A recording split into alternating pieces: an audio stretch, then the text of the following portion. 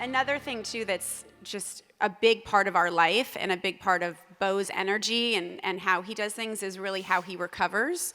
So if you can share, like, say you have an event like this or a keynote, but then there's that balance thing again, right? Because we'll usually come off things like this and we've got to be at a track meet at 8 a.m., a training at noon, a basketball. It's like, we're even busier on the weekends usually than we are traveling, working. But what is like the recovery that's really important for you? Yeah. And then now even for the kids. Yeah.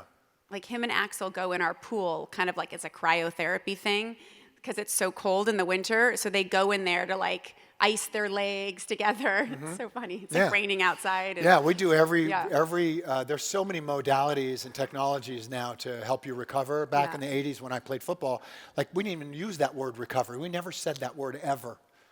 We said, get your ass up. What do you mean sleep? What do you mean rest? What do you mean ice? What do you mean? Get your ass out there. And now it's, if you notice, like the greatest athletes are the greatest recoverers. They recover the best. Same thing for performers.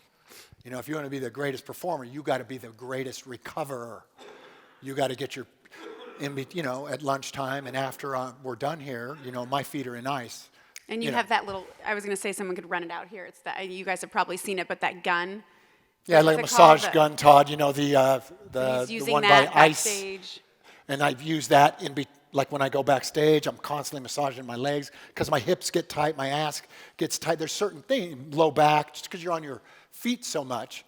And so there's a lot of recovery things that I do. A lot of it has to do with sleep. A lot of it has to do with nutrition, water, how I hydrate.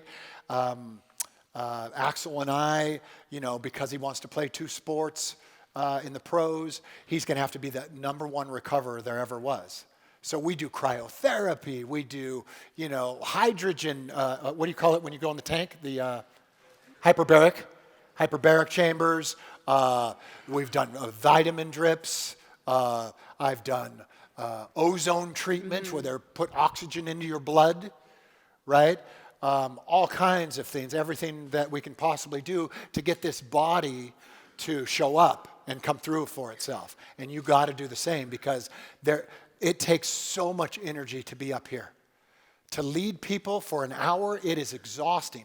To do it for 3 days, it takes a muscle. It takes you have to recover.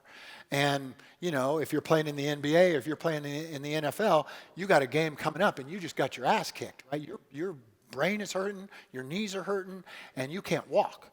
And then somehow 6 days pass of recovery and you're playing in the next week. And you're playing the next week, and you're playing the next game because you have this ability to recover.